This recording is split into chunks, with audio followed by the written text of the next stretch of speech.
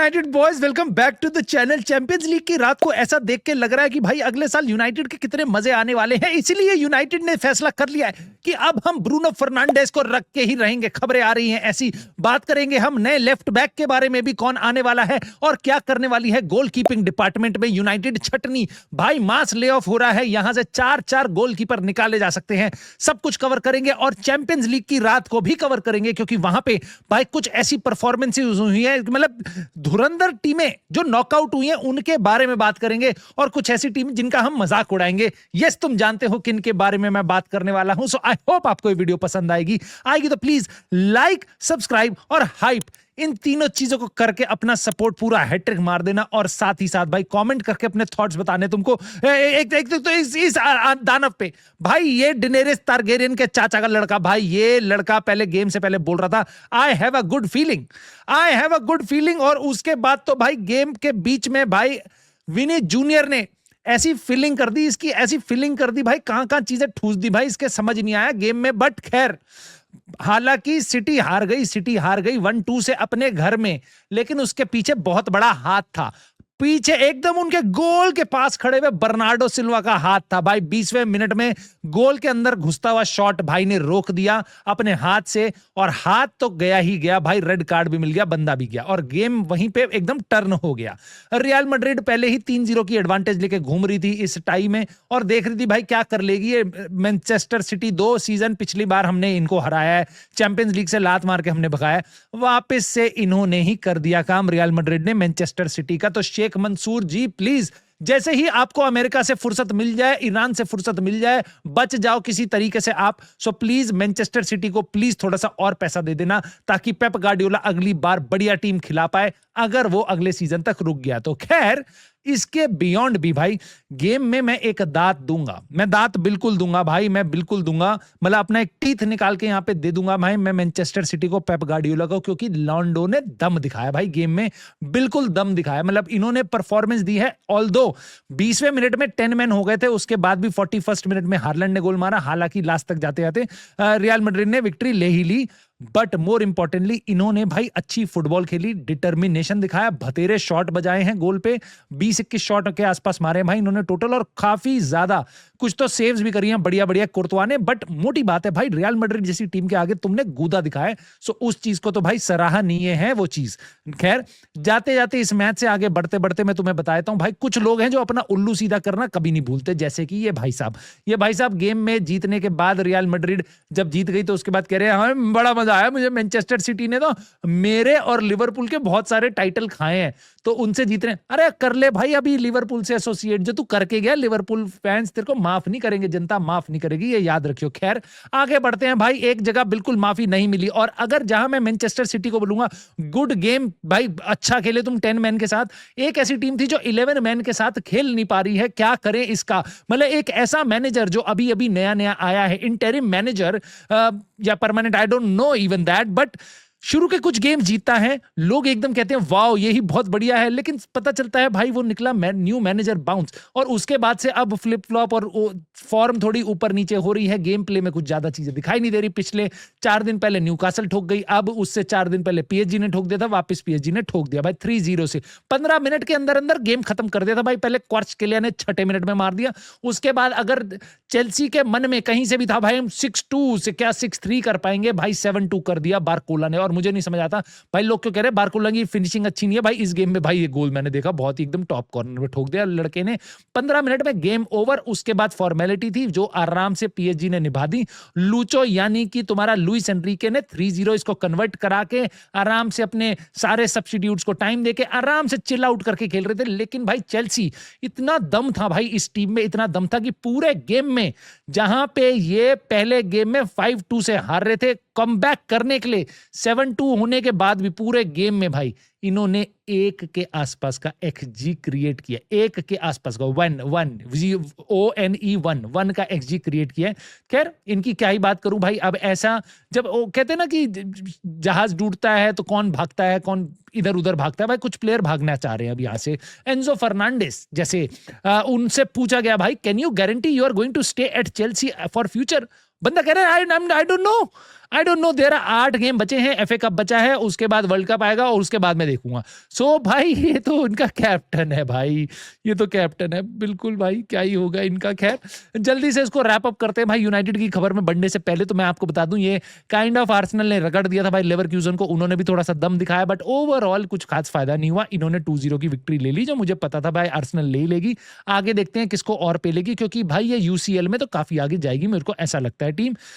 But भाई team, एक team जो यूसीएल में कुछ ज्यादा ही आगे बढ़ गई और 4-4 गेम पिछले जीत गई थी, सिटी, एटलेटिको मैड्रिड और इंटर मिलान को घर पे, बाहर पे, हर जगह गली में भी मिल रहा है, तो भी पेल दिया भाई बोडो ग्लिम्ट। स्पोर्टिंग लिस्बन को 3-0 से हरा दिया था भाई इस टीम ने अपने घर पे। मैंने उस टाइम भी प्रेडिक्शन करी थी कि बोडो ग्लिम्ट बड़ी टीम के अगेंस्ट तो फेल लेगी भाई, लेकिन स्पोर्टिंग इनको दिक्कत दे सकती है। और भाई मेरे पहले लेग की प्रेडिक्शन इस बार सही कर दी, सेकंड लेग में जाके स्पोर्टिंग लिस्बन ने 3-0 कर दिया था भाई 90 मिनट में, जिसके कारण इंजरी टाइम में गेम गया, वहां 2 गोल और ठोक दिया भाई 5-0 की। बट खैर करेजियस टीम है भाई बोडो ग्लिम्ट, अपने वेट से ज्यादा बड़ा पंच दिखाया भाई उन्होंने, बड़ी बड़ी टीमों को हराया। सो तालियों के साथ वो जा रहे हैं कंपटीशन से बाहर, और स्पोर्टिंग लिस्बन ने भाई अपनी इज्जत रख ली, और यहां पे भाई वो आगे बढ़ रहे हैं। बहुत सी बड़ी बड़ी टीमें आज राहत की सांस लेगी भाई, आर्सेनल, बायर्न म्यूनिख वगैरह कहेगी चल भाई स्पोर्टिंग से तो निपट लेंगे, बोडो से निपटा नहीं जा रहा था। अच्छा हुआ भाई स्पोर्टिंग ने बोडो को खत्म कर दिया। बट भाई यहां पे भाई 4 के आसपास का एक्सजी जनरेट कर दिया था स्पोर्टिंग ने पूरे गेम में, एकदम धुआंधार भाई, और 0.5 का एक्सजी था बोडो का, मतलब खेलने ही नहीं दिया गया, बिल्कुल एकदम चढ़ गए थे पूरा। उन्होंने कहा भाई हो जाए तुम्हारा आज सिंड्रेला स्टोरी, यहीं पे खत्म करते हैं। खैर अगले सीजन हमारी सिंड्रेला स्टोरी स्टार्ट होगी, और स्टार्ट होगी तो भाई कहां से स्टार्ट होगी, अभी पहले तुम देखो यहां से स्टार्ट होगी, क्योंकि हमारी ही टीम का एक प्लेयर नूस मजराई गया था खेलने, फाइनल में हार गया, जहां बहुत सारा ड्रामा हुआ था उसके अगेंस्ट सेनेगल, टीम छोड़ के भाग गई थी गेम को बीच में से, और उसके बाद वापस आ गई थी। अब फैसला किया है उसके 1-1.5 महीने बाद एफकॉन ने, CAF ने, कि भाई एफकॉन के विनर मोरक्को हैं, जो हार गए थे वो ही हैं विनर। सेनेगल जो टीम छोड़ के भाग गई थी उन्होंने गेम फोरफीट कर दिया था, रेफरी डिसीजन गलत था, मोरक्को ने अपील करी थी, तो फैसला ये होके आया है। पूरा समीकरण देखने के बाद, सारी परम्यूटेशन कॉम्बिनेशन लगाने के बाद, उन्होंने रूल बुक को पढ़ा है बार बार गेम ऑफ थ्रोन्स की तरह, जितनी भी बुकें थी सारी उन्होंने पढ़ ली है, और उसके बाद निकल के भाई आया कि मोरक्को को दे दो ट्रॉफी। हालांकि अब सारा जो उस रात का मैजिक था वो सब जा चुका है मोरक्को के हाथ से। ब्राहिम डियाज अपने आप को रात भर सो नहीं पा रहा है, क्योंकि उसने पेनल्टी मिस कर दी थी लास्ट में। और भाई मेरे को यहाँ पे 3-0 की विक्ट्री दे दी, बट मैं खुश हूं यहाँ पे, क्योंकि मेरे को सेनेगल से बहुत ज्यादा कुछ लेना देना नहीं है। लेकिन हाँ, मेरा मोरक्को का एक प्लेयर है, मेरा नूस मजराई, उसको मैं सपोर्ट करता हूं, तो उसको मिल गया भाई एक मेडल, तो बहुत अच्छी बात है। खैर आगे बढ़ते हैं, और अब हम बात करते हैं उसकी जो हमें मेडल दिलाएगा अगले सीजन, कौन सा वो पता नहीं। खैर सॉरी, उससे पहले भाई यहाँ पे देख लो तुम क्या हो रहा है। फुलहम ने ट्रांसफर्स में जाने से पहले मैं तुम्हें बता दूं, फुलहम ने ऑलरेडी एक वर्बल एग्रीमेंट कर लिया है आने वाले समर का। एक प्लेयर 36 मिलियन यूरो के पैकेज में ऑलरेडी साइन कर लिया है। तो इसी के साथ मैं यूनाइटेड का ट्रांसफर की आज की न्यूज का नारियल फोड़ता हूं, और मैं तुम्हें बताता हूं हम क्या करने वाले हैं ब्रूनो फर्नांडिस के आसपास। So Chris Wheeler, Nathan Salt, इन दोनों ने मिलकर बताया है, आके एक साथ बताई है बात काइंड ऑफ, कि ब्रूनो फर्नांडिस को रखने के लिए यूनाइटेड विल डू एवरीथिंग इस समर उसको रखने के लिए। पहली बात तो ये, मेरी बात सुन लो, तुम्हें एवरीथिंग करने की जरूरत नहीं है, तुम्हें समथिंग करने की जरूरत है, और एनीथिंग भी कर दोगे ना तो ये बंदा इतना प्यार करता है इस क्लब को, ये रुक जाएगा। कुछ नहीं करना है, इसका कॉन्ट्रैक्ट खत्म होने वाला है, इसको नया कॉन्ट्रैक्ट दे दो, 2-3 साल का कॉन्ट्रैक्ट दे दो, थोड़ा सा इसका पैसा बढ़ा दो, ये डिजर्व करता है। तुम जितना कमाते हो ना, ओमार बराडा, जेसन विल्कॉक्स, उससे बहुत ज्यादा ये डिजर्व करता है। आंख बंद करके इसको दे दो, ठीक है। दूसरी चीज, तुम्हें और कुछ नहीं करना, you don't have to do everything. उसको बस ये बोलना है, Bruno we love you, we want you to stay, बस।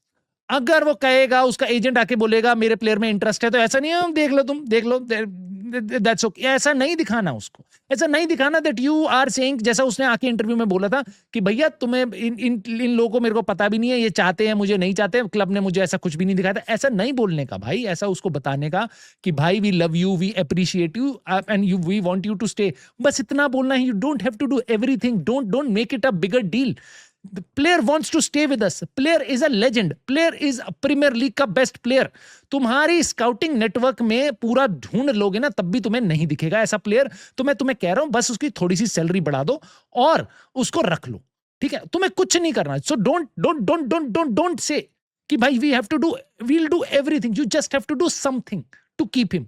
Nothing else, he'll take care of everything. You just assist this guy this time और ये अगले सीजन तुम्हारे को इतने असिस्ट देगा कि तुम भूल जाओगे भाई। अगले गेम तो भाई ये 60 गेम खेलेगा अगले सीजन, तुम गिनते रह जाओगे भाई कितने असिस्ट देगा पूरे सीजन में। खैर आगे बढ़ते हैं। कुछ लोग जो अगले सीजन हमारी टीम का पार्ट नहीं होंगे, ऐसा बताया है एक ही वाहियात घटिया 1 नंबर के लीचड़ आदमी ने, सैमुअल लॉकहर्स्ट ने बताई है ये बात। सो मैं बहुत ज्यादा रिलाई नहीं करूंगा, बट मैं इसमें बहुत इनप्रॉबेबल भी नहीं है ये खबर। उसने बताया कि 4 गोलकीपर यूनाइटेड को छोड़ के जा सकते हैं। अब तुम कहोगे भाई 4 गोलकीपर होते भी हैं। यस भाई होते हैं, अलग अलग जगह अलग अलग चीजों में पड़े होते हैं। एक तो भाई हमने लोन पे ही भेजा हुआ है। So Andre Onana is likely to be sold. Altay Bayindir would be sold. This is going to be huge, क्योंकि अगर बेंडीर जाएगा तो कोई ना कोई आएगा, ओनाना जाएगा तो कोई ना कोई आएगा, राइट। उसके बाद एक हमारे टॉम हिंटन है जिनका हम कॉन्ट्रैक्ट रगड़े जा रहे हैं। Retirement plan, pro max plan दे रखा है हमने उनको खेलना नहीं है, उनको कुछ नहीं करना, बस कभी हमारा सेकंड गोलकीपर खेलना है, पहले गोलकीपर को टेंशन हो जाए, उसको इंजरी हो जाए तो इनको बेंच पे डाल देते। खेलने लायक आदमी बचा नहीं है ये, लेकिन इसको हम रगड़े जा रहे हैं, आगे बढ़ाए जा रहे हैं एक्सपीरियंस के नाम पे। खैर इसका भी पत्ता कट सकता है, क्योंकि इसको शायद हम आगे और ना बढ़ाएं। खैर डेरमोट मी का भी नाम यहाँ पे घुसेड़ दिया और उसको कह रहे हैं कि उसको भी रिलीज कर दिया जाएगा। यानी कि इतना मान लो, अगर यूनाइटेड ऐसा सोच रही है कि अपने किसी प्लेयर को रिलीज कर देंगे गोलकीपर को, यानी कि उसका लेवल बहुत अच्छा नहीं है। खैर मोटी बात यहां पे ये है कि मुझे ऐसा लगता है अगर ऐसा कुछ यूनाइटेड करने वाली है, सो एक नाम मेरे दिमाग में आता है विटैक करके। भाई ये बंदा, भाई विटैक, भाई ये हमारी टीम में पक्का आ जाएगा, क्योंकि इसका जो चैंपियनशिप वगैरह जहां पे भी भाई ये इसका परफॉर्मेंस चल रहा है ना, एकदम एक नंबर है। इसने बहुत ही इनक्रेडिबल परफॉर्मेंसेस दी हैं। बट अकेडमी का प्लेयर जो यूनाइटेड में नहीं खेल रहा, वो भी गोलकीपर जैसी पोजीशन पे, मेरा ये बोलना बनता है भाई, आपको आगाह करना बनता है कि यूनाइटेड के जब जर्सी में यूनाइटेड की फर्स्ट टीम के लिए जब प्लेयर खेलता है ना, तो वो अलग ही लेवल होता है, खासकर गोलकीपर। तो भले ही ये बाकी जगह पे आग उगल रहा है इस टाइम पे परफॉर्मेंसेस में, तो इसको लेके आओ, बट मैं इसको जब तक वो सानी लामंस की तरह आने के बाद परफॉर्मेंस नहीं देगा ना, तब तक मैं इसको ओवरहाइप नहीं करूंगा। बट यस, वीटेक को लाना चाहिए। एक दूसरा ऑप्शन हमारे पास ये हो सकता है। तीसरा, मेरे हिसाब से अगर हम इतने सारे प्लेयर्स को जाने दे रहे हैं, तो हमारे को एक और गोलकीपर लाना चाहिए जो बैकअप गोलकीपर टाइप हो, जो काइंड ऑफ वीटेक हो या वीटेक से थोड़ा बेटर हो, कोई ऐसा हो जो शायद थोड़ा उनकी क्वालिटी का ना हो, पर थोड़ा एक्सपीरियंस हो, थोड़ा सा एक और वैरायटी चाहिए होगी। हमें 3 गोलकीपर चाहिए होंगे। अगर हम अपने फर्स्ट, सेकंड, थर्ड, फोर्थ सारे गोलकीपर चॉइसेस को हटा रहे हैं, तो हमारे को 2 गोलकीपर लाने होंगे। और ये चीज सुन के मेरे को ऐसा लगता है कि यूनाइटेड 4 डीले कर लेगी, मतलब एक प्लेयर को जाने देगी, 2 प्लेयर को सेल कर देगी, उसके बाद 2 प्लेयर को लेके आएगी एक पोजीशन पे गोलकीपर के। ये मेरे को ना हजम नहीं होता। मुझे लगता नहीं है यूनाइटेड इतनी केपेबल है इतनी सारी डीले एक सीजन में करने के लिए, एक विंटर में, वो भी एक पोजीशन के लिए जहां पे अभी हमारा midfield, left wing, left back, जिसके बारे में अभी बात भी करेंगे हम, उन सबको कवर कर लेगी। तो मुझे लगता है भाई कि शायद ये चीजें ज्यादा ड्रीमी हैं, शायद इतना बड़ा रेवोल्यूशन हम ना कर पाए, क्योंकि हमारे निखट्टू लोग इतनी सारी डील्स नहीं कर पाएंगे एक छोटी सी ट्रांसफर विंडो में। खैर लास्ट खबर मैं तुम्हारे पास लाता हूं भाई, ये सुन के शायद तुम्हें को अच्छा लग जाएगा। एलेक्स क्रूक ने बताया है United are planning to sign a new left back this summer. Of course Europe में जाने वाले हैं, तो हमारी हायरार्की को लगता है, जो आई होप लगता हो सही में, कि उनको ल्यूक शॉ की फिजिकल एबिलिटी पे डाउट है। वाह वाह, आई एम प्रिटी श्योर इसमें हमारा जो F1 का डेटा, जो साइंटिस्ट आए ना वहां से डेटा की टीम, उन्होंने बताया होगा हमें ना, इतने साल का डेटा देख के हमें ये पता चल रहा है कि भाई ल्यूक शॉ पे ज्यादा रिलाई नहीं कर सकते। अरे भाई यहाँ पे एक फैन यूनाइटेड का तुम्हें दिन रात बता सकता है, जो हमारा राइट बैक है, लेफ्ट बैक है, वो पोजीशंस एकदम खोखली हो रखी हैं इस टाइम पे, एकदम डब्बा है, वहां से कोई असिस्ट आ नहीं रहे हैं, प्लेयर आगे जा रहे हैं, डिएगो डेलो आगे जाता है तो गोल मार नहीं पाता, शॉट मार देता ऊपर में, ल्यूक शॉ आगे जा ही नहीं पाता। और अगर वो अगले सीजन वर्ल्ड कप तुम पसपार होने दो, उसके बाद ल्यूक शॉ कितने गेम के लिए अवेलेबल होगा ये तुम भी नहीं जानते हो। सो यस, अगर यूनाइटेड इस चीज को मान के चल रही है कि हमें लेफ्ट बैक साइन करना चाहिए, तो मैं बहुत खुश हूं भाई, बहुत खुश हूं।